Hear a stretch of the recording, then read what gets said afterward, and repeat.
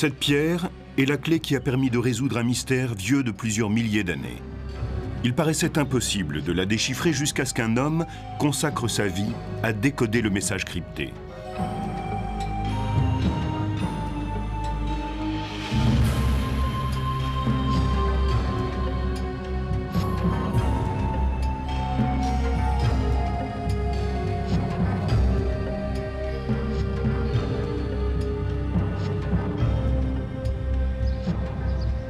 À Londres, le British Museum présente de nombreux objets remarquables de l'Égypte ancienne, parmi lesquels des momies datant de 3000 ans et des statues monumentales dédiées au grand pharaon.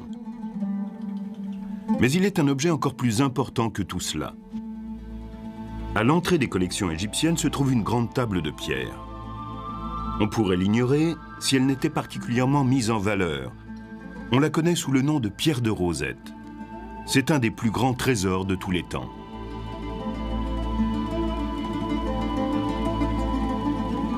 Qu'est-ce que la pierre de Rosette et en quoi une simple pierre a-t-elle transformé notre connaissance du passé?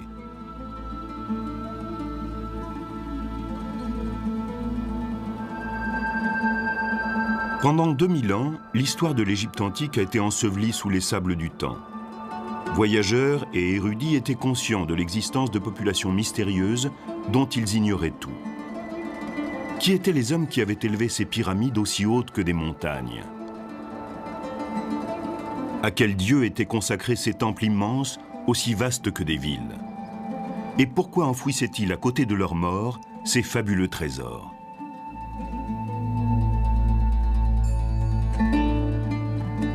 Les explorateurs de cet ancien monde découvrent un peu partout d'étranges représentations. Ce sont les Grecs qui ont nommé hiéroglyphes cette écriture mystique qui couvre les murs des temples, des édifices, des tombes, d'étranges animaux, de têtes humaines et de figures inconnues. Certaines images représentent des Égyptiens faisant des offrandes à des dieux à tête d'animaux. Sur les linceuls et sur les cercueils, on retrouve cette même écriture sacrée. Mais que disent ces étranges inscriptions? Les Égyptiens exerçaient-ils une médecine magique, une magie noire? Possédaient-ils de puissantes armes inconnues? Ces signes peuvent-ils apporter des réponses aux mystères de la Bible? Il fallait trouver une clé. On découvrait l'Égypte ancienne et on ne faisait qu'entrevoir la signification de ces tablettes énigmatiques.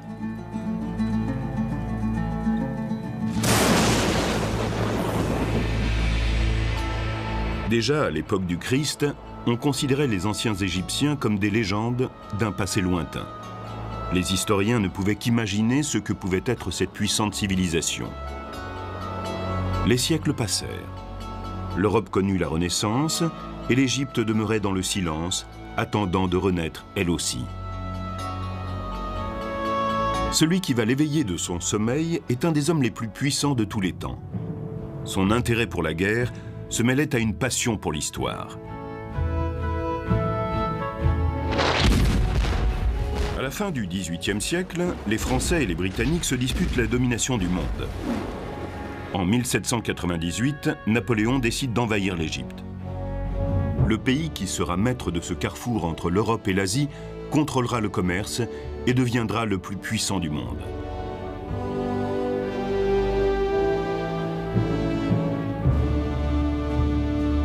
À ce moment-là, Napoléon a 29 ans. Il est devenu une légende dans l'armée française.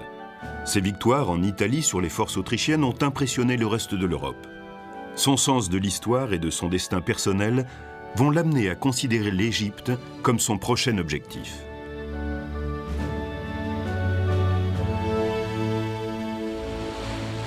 Le 1er juillet 1798, l'armée de Napoléon arrive dans le port d'Alexandrie. À côté des 38 000 soldats, on compte 167 érudits parmi les meilleurs que compte la France. Il est très rare que des expéditions militaires soient liées à des recherches universitaires. Quel est le projet de Napoléon?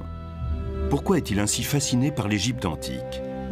Pense-t-il, comme Alexandre le Grand, que son projet de conquérir le monde passe par l'annexion de l'Égypte?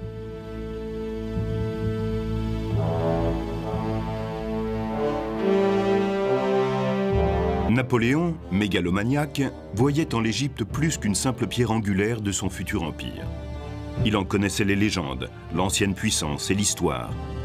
C'était le pays des pharaons, dont les souverains étaient tenus pour des dieux par leurs sujets. Ils avaient régné pendant 2000 ans sur la plus grande civilisation du monde. Napoléon était bien décidé à percer leurs secrets. Comme Jules César, il pensait pouvoir gagner le cœur et l'esprit du peuple. Se voyait-il déjà le prochain pharaon? En tant que membre de l'Institut français d'égyptologie, Napoléon avait personnellement sélectionné les savants qui participaient à cette force expéditionnaire. Tandis que l'armée française remonte le Nil et écrase toute opposition sur son passage, les chercheurs se mettent immédiatement au travail et créent dans la ville du Caire un institut qui devient le quartier général de l'expédition scientifique. Ils sillonnent le pays, explorent les tombeaux, escaladent les monuments, étudient, font des esquisses et peignent tout ce qu'ils voient. Ils glanent des informations d'une richesse incroyable. Napoléon exige d'être informé en permanence. Il veut apprendre immédiatement les réponses qu'il pourrait trouver aux mystères qui l'intriguent. Tandis que les Français sont occupés à conquérir le pays et ses trésors, l'Angleterre ne reste pas inactive. La flotte britannique attaque, elle détruit les bateaux français et commence un siège qui durera 2 ans.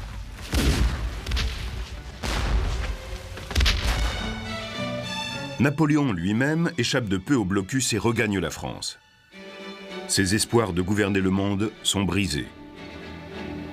Tandis que son armée abandonnée essaie tout simplement de rester en vie, les scientifiques et les chercheurs sont en train de donner naissance à l'égyptologie moderne. Se hâtant contre l'inévitable défaite que vont leur infliger les Britanniques, ils intensifient leurs efforts pour copier et analyser le plus d'éléments possible. Ils veulent élucider les mystères de l'Égypte antique. Assez ironiquement, ce n'est ni un chercheur, ni un savant qui fait la découverte la plus importante de toutes, mais un soldat. À la mi-juillet 1799, le siège se poursuit et les Français continuent à tenir leur position. Sur les bords du Nil, là où il se jette dans la Méditerranée, se trouve une ville appelée Rosette, ou Rachid en arabe. Pour reconstruire le vieux fort arabe de la ville, des hommes, sous le commandement du lieutenant Pierre-François-Xavier Bouchard, commencent à s'attaquer aux murs. Il était courant à l'époque de prendre des matériaux dans les anciens temples pour construire de nouveaux édifices. Parmi les éléments de ces murs, ils trouvent une grande table de pierre que personne n'avait remarquée depuis les pharaons. C'est en démolissant un mur du fort que les soldats tombent sur la tablette. Immédiatement, ils remarquent sa particularité et devinent son intérêt potentiel. Les inscriptions sont gravées dans la pierre encore poussiéreuse selon 3 types d'écriture: grecque, égyptienne courante qu'on appelle démotique et hiéroglyphe. La pierre a été comme une découverte magique. Cela a été un coup de chance extraordinaire. Quelqu'un avec une certaine connaissance et une certaine curiosité ne pouvait que dire devant cette pierre « Waouh, qu'est-ce qu'on a trouvé ?» C'est sûrement important pour la compréhension des hiéroglyphes. Alors qu'un officier peu informé aurait pu penser « C'est juste une vieille pierre, prenez-la pour construire le fort ». On a souvent dit que c'était une chance que l'officier qui l'a trouvée ait été français et non pas britannique, car ils étaient peut-être un peu plus forts intellectuellement. La pierre de Rosette mesure 112 cm de hauteur pour 76 cm de largeur et environ 28 cm d'épaisseur. Elle pèse près de 75 kg. Le général français Jacques Menou donne l'ordre qu'on l'envoie à l'Institut du Caire pour y traduire l'inscription grecque. Que dit-elle? Le grec va-t-il permettre de traduire les hiéroglyphes? La découverte fait tout de suite sensation. Les chercheurs traduisent très vite le texte grec. Il s'agit d'un décret en l'honneur du pharaon grec Ptolémée V pour son premier anniversaire. En échange de services qu'il avait rendus à l'Égypte, des plaques semblables devaient être placées dans les temples dans tout le pays. On sait que les Grecs ont gouverné l'Égypte à partir de 300 avant Jésus-Christ jusqu'à quelques décennies avant la naissance du Christ. Comment cette tablette a-t-elle pu rester là pendant environ 2000 ans? D'autres existent-elles? Le contenu semble peu important jusqu'à ce qu'on arrive à la dernière ligne. Le décret est inscrit sur la pierre en caractères grecs, égyptiens sacrés et courants. Et les trois textes devraient dire la même chose. La nouvelle se répand très vite en Europe.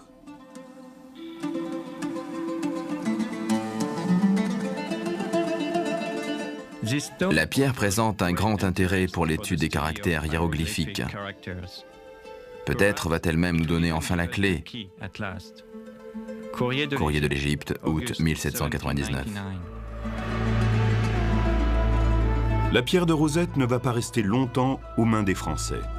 L'étau des Britanniques se resserre et les Français sont forcés de se rendre. Mais un général parvient à cacher la pierre pour empêcher l'ennemi de s'en emparer. Cependant, au cours des négociations, les Britanniques la réclament. Pensent-ils que les hiéroglyphes pourraient leur révéler des secrets militaires? La pierre va-t-elle mettre un terme au long silence de l'Égypte antique?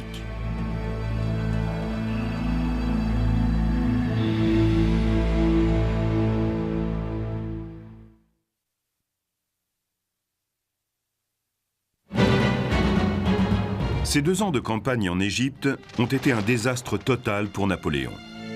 Plus de 9000 hommes sont morts et la flotte française a été anéantie par les Britanniques. Les rescapés ont été pris au piège, assiégés par la flotte britannique sur la côte méditerranéenne. Mais d'un point de vue scientifique et culturel, l'expédition en Égypte est d'une importance capitale et pour longtemps. Elle marque la naissance de l'archéologie moderne. Les hommes ont toujours été à la recherche de leur passé. Et avec la découverte de la pierre de Rosette, ils ont l'impression que les grands secrets de l'Égypte vont enfin leur être révélés. La porte va bientôt s'ouvrir sur ce paysage muet de magie et de mystère. Le déchiffrage des hiéroglyphes est attentivement surveillé par les militaires. Les officiers français en Égypte sont très informés sur la puissance et la gloire des anciens Égyptiens. Et ils en ont sous les yeux la preuve irréfutable. Les pyramides et les temples ont de toute évidence été construits par une grande civilisation, déjà très avancée. Si la pierre de Rosette permet de comprendre sa langue, on pourra ressusciter la splendeur de l'Égypte antique. Et cela, grâce à la France. Quel temps faudra-t-il aux chercheurs français pour comprendre les inscriptions gravées dans la pierre et lire les hiéroglyphes? Parviendront-ils à casser le code avant la reddition? À l'Institut, sous le commandement des militaires, les chercheurs se hâtent de terminer le déchiffrage. La pierre comporte 3 textes, chacun dans une écriture différente. De bas en haut, il y a les hiéroglyphes, le démotique et le grec. La partie grecque indique que la tablette rapporte les mêmes informations dans chacune des langues. Mais bien sûr, personne n'est capable de parler ou de lire une langue égyptienne datant de 2000 ans. Les Français n'ont aucune idée de ce que représentent les inscriptions égyptiennes. S'agit-il de signes phonétiques, comme dans un alphabet, ou de pictogrammes, comme en chinois? Il faut partir de zéro, sans aucune clé.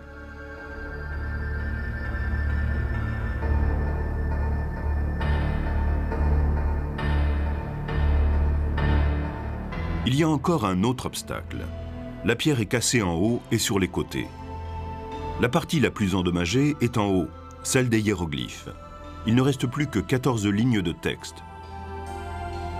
Au milieu, la partie démotique comporte 32 lignes, mais elle est cassée sur les côtés. Et la partie grecque fait 54 lignes. Les Français n'ont aucun moyen de savoir quelles inscriptions égyptiennes correspondent aux mots grecs. Et le temps joue contre eux.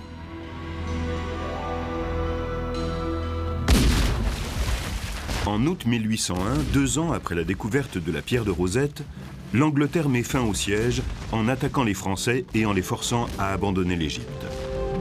Dans le traité qui signe leur retrait, les officiers français sont autorisés à garder leurs affaires personnelles. Mais l'Institut du Caire doit livrer toutes ses découvertes. Les chercheurs sont furieux. De quel droit les officiers britanniques vont-ils emporter l'héritage du passé? L'Égypte n'appartient-elle pas à l'humanité entière? Que va-t-il advenir de ces trésors sans prix?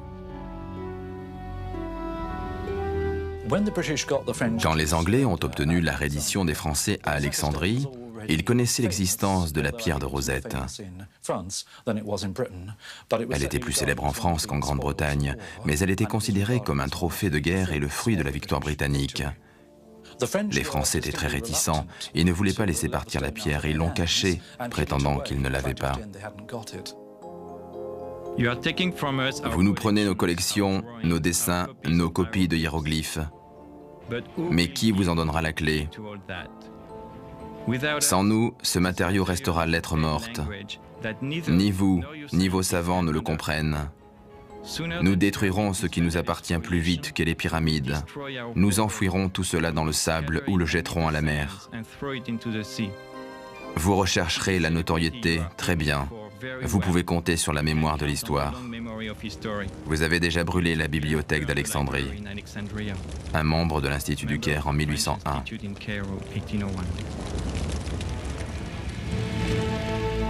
Le général Jacques Menou, qui commande l'armée après le retour de Napoléon en France, tente de garder la pierre de Rosette. Après la défaite, il essaie de lui faire quitter l'Égypte en cachette. Il l'enroule dans ses vêtements et la dissimule parmi ses effets personnels. S'il est découvert, Menou a l'intention d'affirmer qu'il s'agit d'un bien personnel, ce qui lui éviterait d'être accusé de trahison. L'armée britannique sait que les Français vont tenter de faire sortir la pierre de Rosette du pays. Ils font venir William Hamilton de Grèce en Égypte. C'est lui qui s'occupe des antiquités britanniques à travers le monde. En Grèce, il a réussi à acquérir les frises de marbre du Parthénon d'Athènes. Les Britanniques savent qu'il ne quittera pas l'Égypte sans en rapporter de nouveaux trésors pour son roi. Hamilton et l'armée britannique soupçonnent fortement Menou de cacher la pierre. Il se présente chez lui à Alexandrie. Le général proteste violemment et affirme son droit de garder cette pierre, mais les officiers britanniques insistent. Sous la menace d'un pistolet, Menou ne résiste plus. Plutôt que de détruire la pierre, il reconnaît la puissance des Anglais et leur droit de remporter ce trophée de grande valeur. William Hamilton confirme l'authenticité de la pierre et l'armée anglaise en prend possession.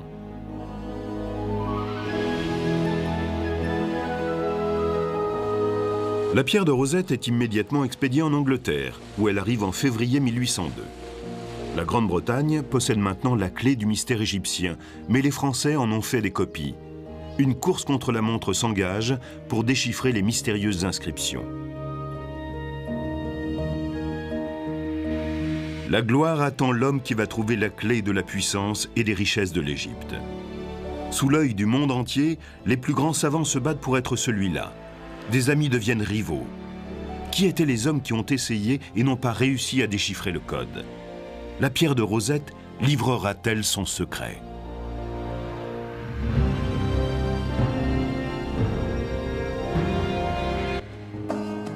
Tandis que l'Égypte antique est redécouverte par les Français et les Anglais, d'autres événements importants se déroulent dans le reste du monde.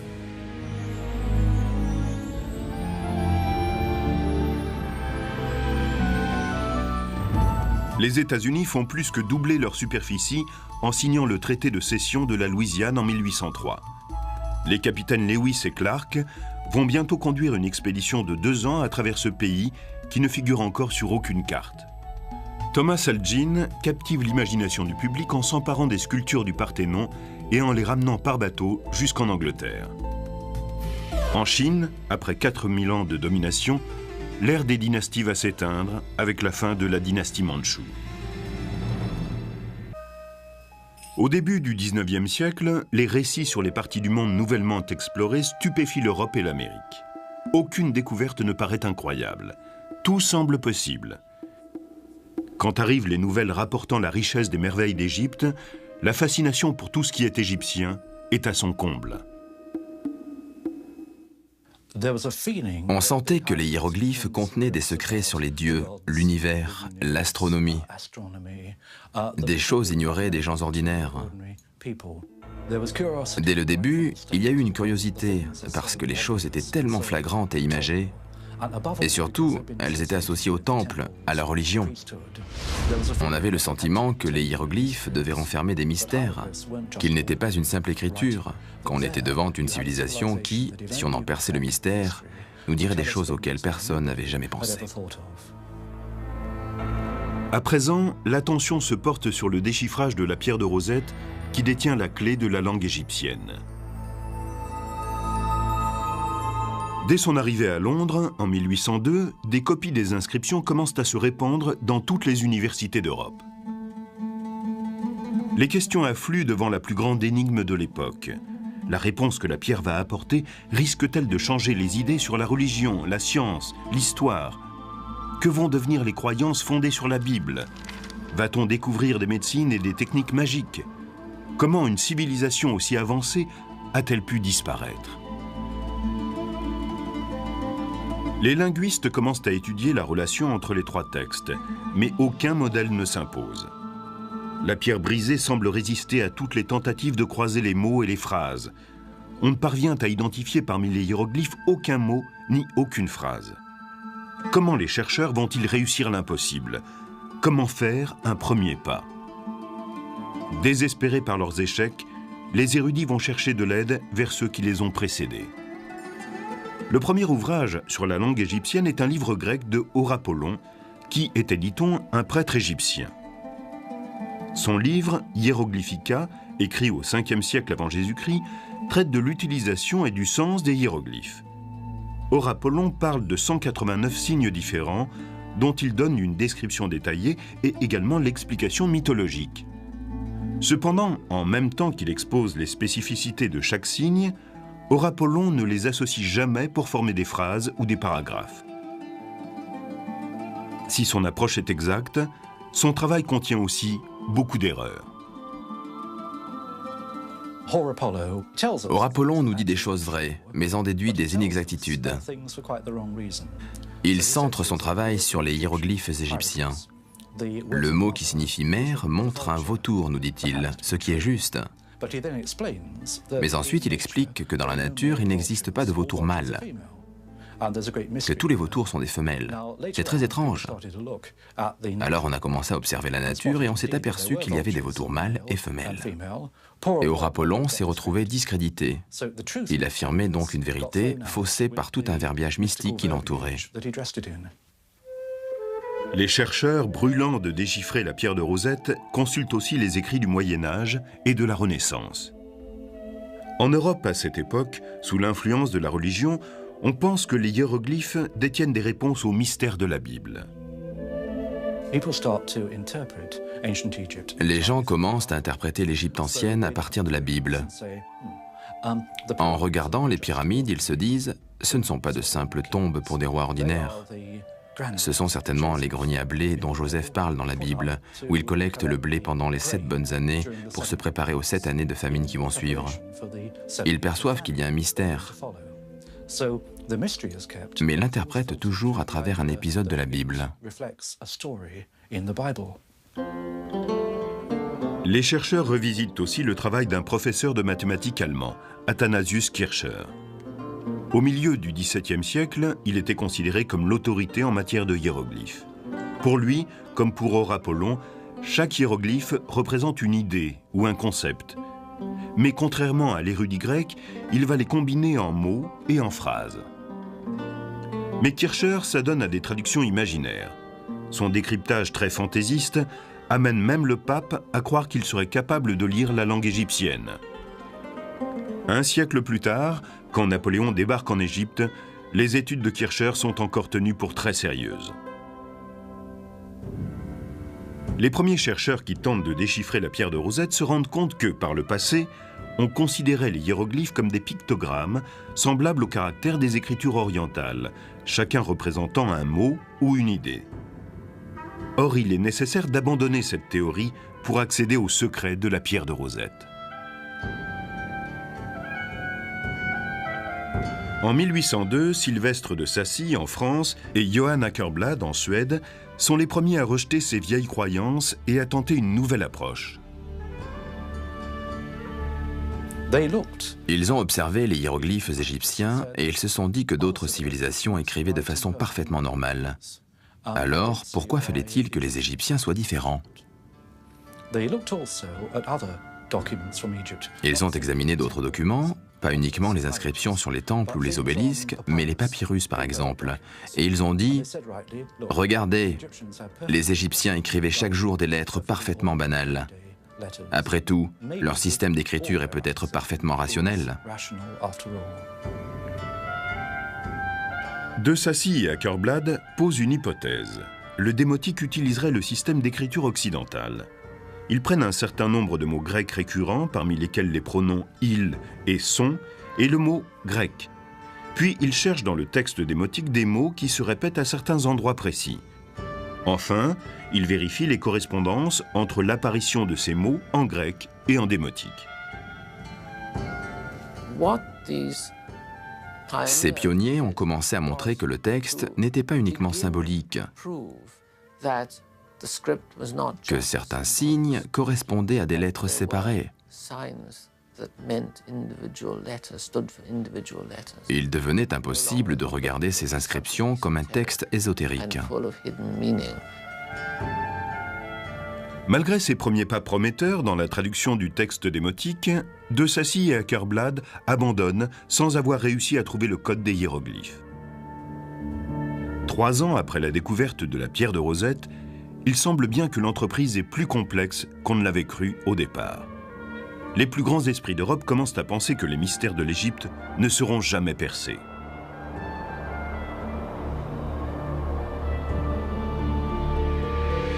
10 ans se passent après les essais de Sacy et Akerblad sans sérieuses avancées. La fascination du public vis-à-vis de l'ancienne Égypte continue à grandir. La pierre de Rosette ne tombe nullement dans l'oubli. Pour ceux qui voudraient tenter l'aventure, l'échec des 2 savants est un précédent intimidant.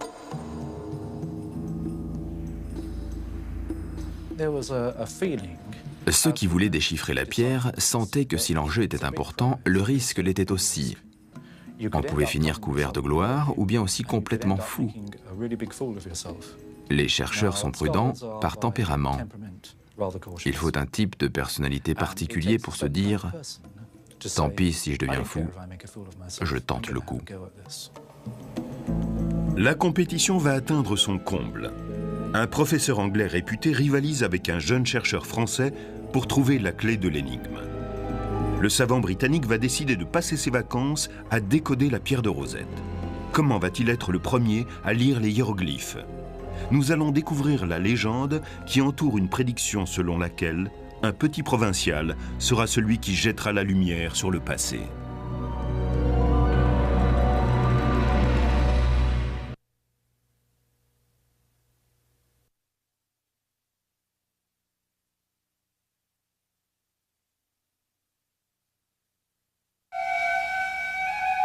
On découvre sans cesse des tombes et des temples couverts de hiéroglyphes, mais personne n'est capable de lire les secrets de l'ancienne Égypte. Cette langue magique semble destinée à rester ignorée à jamais. On va fêter le 15e anniversaire de la découverte de la pierre de Rosette, mais le déchiffrage n'a pas avancé. Les échecs semblent avoir conduit les chercheurs à renoncer. Pourtant, 2 hommes vont bientôt faire un grand pas en avant, et chacun affirmera être le premier.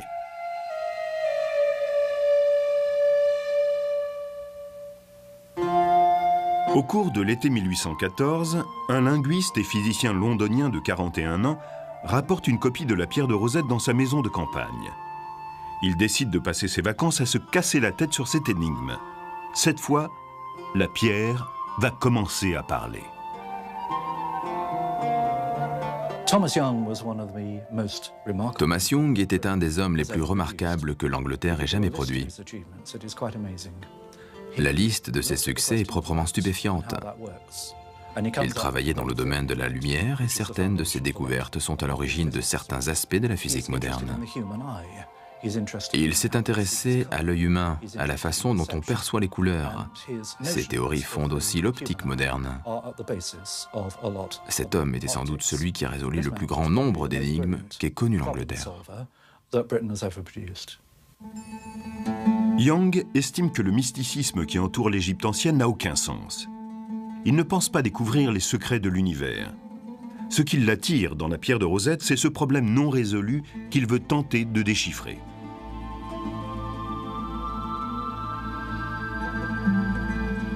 Il commence par se concentrer sur les mots d'un point de vue graphique. Il localise, dans la partie grecque, les lignes qui comportent des mots apparaissant plus d'une fois. Ensuite, il tente de trouver, dans le texte démotique, les passages où des groupes de symboles se répètent le même nombre de fois. Avec ce système, Young parvient à identifier 86 traductions démotiques, parmi lesquelles les mots roi, Ptolémée et Égypte. Ce premier succès l'incite à poursuivre ses efforts, là où De Sacy et Akerblad se sont arrêtés. Il est depuis longtemps fasciné par les hiéroglyphes, surmontés d'ovales appelés cartouches, qui semblent placés à des endroits stratégiques dans les temples, les tombes et tout autour. Quelques égyptologues ont déjà émis l'hypothèse que ces cartouches pourraient indiquer le nom d'un pharaon ou d'un membre de la famille royale. Young reprend cette idée pour avancer une nouvelle théorie. Le cartouche de la pierre de Rosette contiendrait le nom de Ptolémée. Si la table est gravée en son honneur, on peut penser en effet que son nom est celui du cartouche de la section des hiéroglyphes. Ensuite, il émet l'hypothèse que Ptolémée étant un nom grec, les Égyptiens l'écrivaient phonétiquement. Si leur écriture est composée de pictogrammes, elle ne peut représenter les noms ou les mots étrangers. 4 ans plus tard, Young est parvenu à rapprocher les lettres grecques du nom de Ptolémée des hiéroglyphes de l'un des cartouches. En 1818, il est le premier à faire parler la pierre de Rosette. La section des hiéroglyphes a donné son premier mot, Ptolémée. Tandis que son succès est bientôt rendu public, de l'autre côté de la Manche, un homme est lui aussi obsédé par le déchiffrage de la pierre. Un homme que Young avait encouragé d'abord et qu'il regrettera plus tard d'avoir aidé.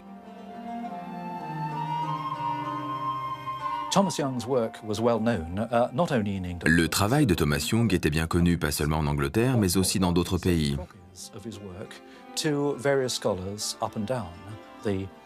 Il avait envoyé des copies de son travail à différents chercheurs dans toute l'Europe et en particulier à Paris. Sylvestre de Sacy avait reçu des copies de son travail et un jour, il les montra à un jeune Français du nom de Jean-François Champollion. Le destin de Jean-François Champollion semble lié à la pierre de Rosette depuis sa naissance. La légende raconte comment sa mère, Alitée, avait reçu la visite d'un sorcier des mois avant la naissance de l'enfant. En regardant dans les yeux de cette femme malade, le sorcier avait vu le passé lié au futur.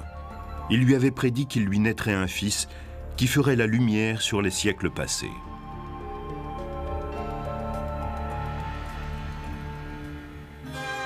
Champollion est né en 1790 à Figeac, dans la famille d'un libraire.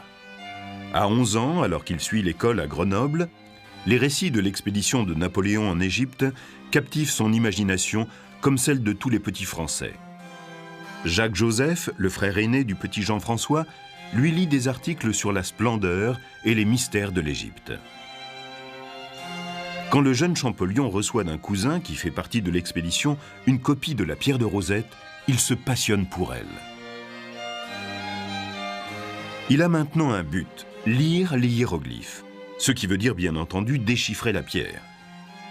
Durant toutes ses études, il n'a que ça en tête. Les langues deviennent pour lui une obsession qui le consume. Il se concentre sur les langues orientales et moyen-orientales, et en particulier le copte, une langue parlée par les chrétiens d'Égypte et écrite en caractères grecs.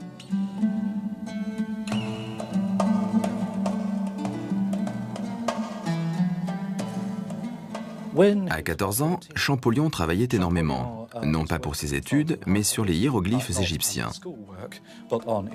Il en a fait ce qu'on appellerait aujourd'hui une petite dépression nerveuse. On l'envoie se reposer en convalescence et de là il écrit une lettre à son frère aîné où il lui dit « Je m'ennuie tellement, envoie-moi une grammaire chinoise ». Voilà le genre de personnalité obsessionnelle qui était celle de Champollion. Au début de ses études, Champollion se focalise sur le déchiffrage de la langue démotique et sur ses liens avec le copte. Il pense d'abord que les hiéroglyphes sont des symboles, mystérieux, et qu'il ne pourra déchiffrer par les moyens ordinaires. Mais en même temps que Young, il commence à entrevoir la relation entre les noms grecs et le cartouche des hiéroglyphes. Quand il prend connaissance des avancées de Young, Champollion se rend compte immédiatement de leur exactitude. Il décide de mener plus loin encore la recherche. Il obtient un cartouche portant le nom de Cléopâtre, venu du temple de Philae. Ptolémée et Cléopâtre ayant des lettres communes, leurs hiéroglyphes devraient faire apparaître des signes similaires.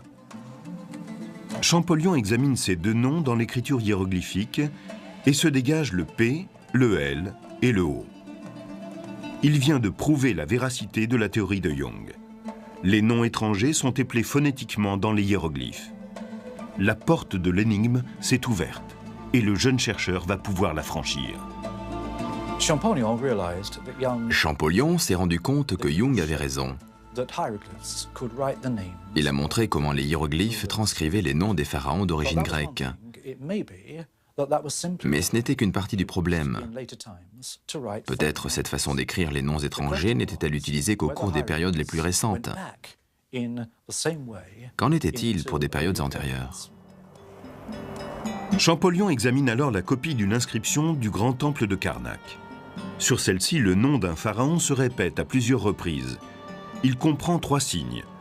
En haut, c'est le disque du soleil, et Champollion sait qu'en copte, il se prononce Ra. En bas, une lettre que Thomas Young a déjà identifiée, le S.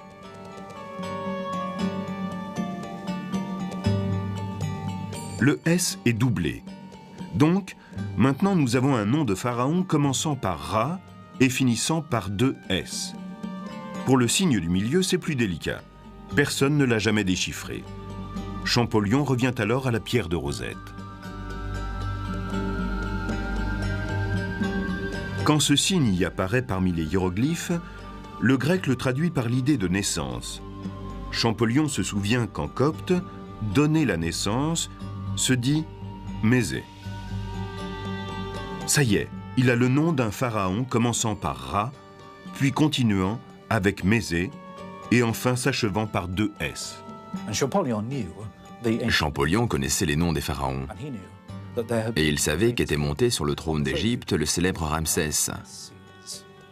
Il a compris tout d'un coup qu'il tenait la clé du mystère. Sa connaissance du copte, les travaux de Thomas Young et son immense savoir sur l'Égypte antique lui avaient permis de faire cette découverte capitale. Je pense qu'à ce moment-là, il s'est dit « Je tiens l'affaire, je l'ai ». Young réagit de façon ambiguë. S'il est heureux de voir quelqu'un faire avancer ses recherches, il est en même temps furieux du manque de reconnaissance de Champollion. Et si le travail du jeune chercheur est remarquable, celui de Young, lui, est publié. Quand enfin les résultats de Champollion sont publiés, il devient la coqueluche du tout Paris. La France entière célèbre le français qui a le premier déchiffré les hiéroglyphes, même si cette affirmation est controversée. Quant à lui, il poursuit son formidable travail avec une ténacité et une rapidité étonnantes. Il décide d'établir une liste complète de tous les pharaons avec les dates de leur règne. En 1824, Champollion constitue un alphabet hiéroglyphique formé de 23 signes. Pour cela, il utilise des copies d'inscriptions qu'on lui rapporte d'Égypte. Que se serait-il passé s'il avait fait le voyage en Égypte et observé les hiéroglyphes sur place? Aurait-il pu aussi bien les faire parler? Que lui aurait-il dit?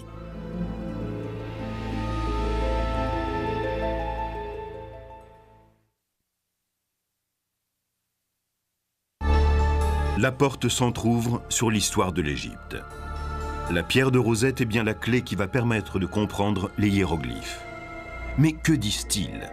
Quels secrets, quels mystères vont-ils révéler? La découverte de Jean-François Champollion lui apporte en France de nombreux éloges. Jusque-là, l'Académie française le considérait comme un fou, un obsédé. Il travaillait seul, à l'écart, sans vie mondaine. Tout d'un coup, il devient un héros national. Le gouvernement français lui demande de négocier l'achat de la collection de l'égyptologue britannique Henry Salt. Et en 1827, quand elle rejoint les collections du musée du Louvre, Champollion devient le premier conservateur du département des antiquités égyptiennes. Mais il voit plus loin. Il veut aller en Égypte.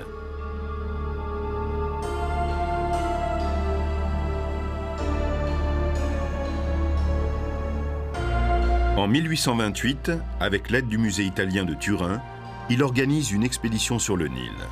C'est le plus grand projet scientifique depuis Napoléon.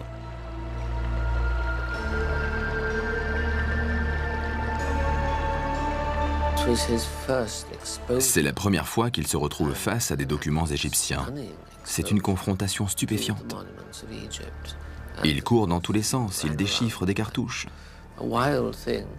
Son obsession à l'époque était de dater les monuments et d'établir la chronologie des pharaons.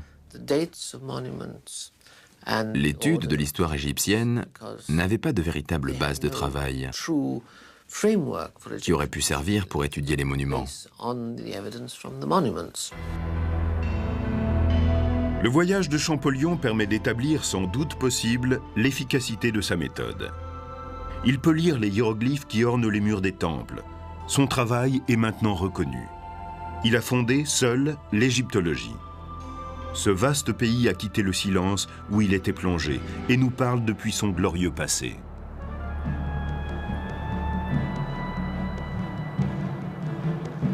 La légende avait transmis les noms de pharaons comme Ramsès et Thoutmosis. Maintenant, on peut identifier leur visage. On sait maintenant quand ils ont régné et dans quel temple ils priaient. De retour à Paris, Champollion poursuit son travail. Il dispose d'assez d'éléments pour écrire une histoire complète de l'Égypte. Malheureusement, il n'en aura pas le temps. Il meurt le 4 mars 1832.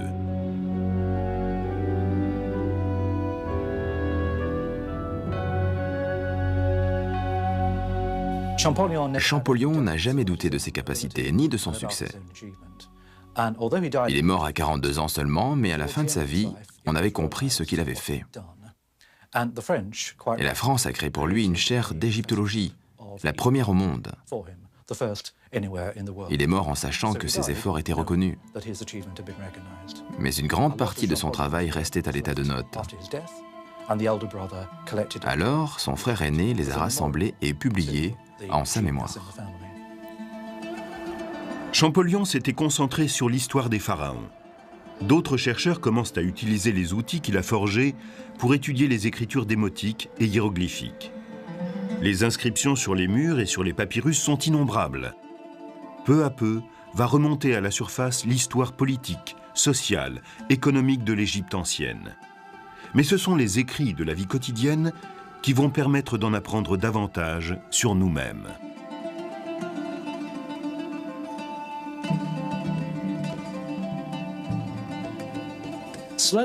Au fur et à mesure, il devient clair que les Égyptiens étaient comme nous. Ils écrivaient à leurs banquiers, aux collecteurs des impôts. Ils tenaient des correspondances sur tous les sujets de la vie courante. Ils avaient une littérature, comme nous. La pierre de Rosette a ramené à la vie l'histoire de l'Égypte antique et par là même de l'humanité. Il y a bientôt 2 siècles que son mystère a été percé, et pourtant nous n'en sommes qu'à gratter la surface de tous les secrets enfouis dans les sables de l'Égypte. Des trésors spectaculaires trouvés dans la tombe de Toutankhamon en 1922, jusqu'à la découverte de la tombe des fils de Ramsès le Grand en 1995, les chercheurs ne cessent de faire de nouvelles découvertes étonnantes.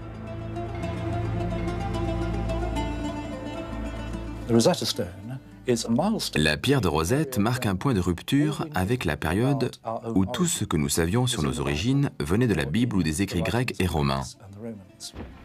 À partir de sa découverte, nous avons pu étudier l'histoire ancienne et l'écouter nous parler. Elle a commencé à nous dire d'où nous venons, d'où viennent nos idées, quelles sont nos racines. La pierre de Rosette nous offre la possibilité de nous retrouver face à notre identité.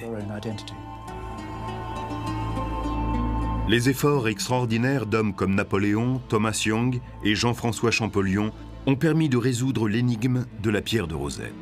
Aujourd'hui, nous pouvons comprendre l'écriture des anciens Égyptiens et leurs secrets.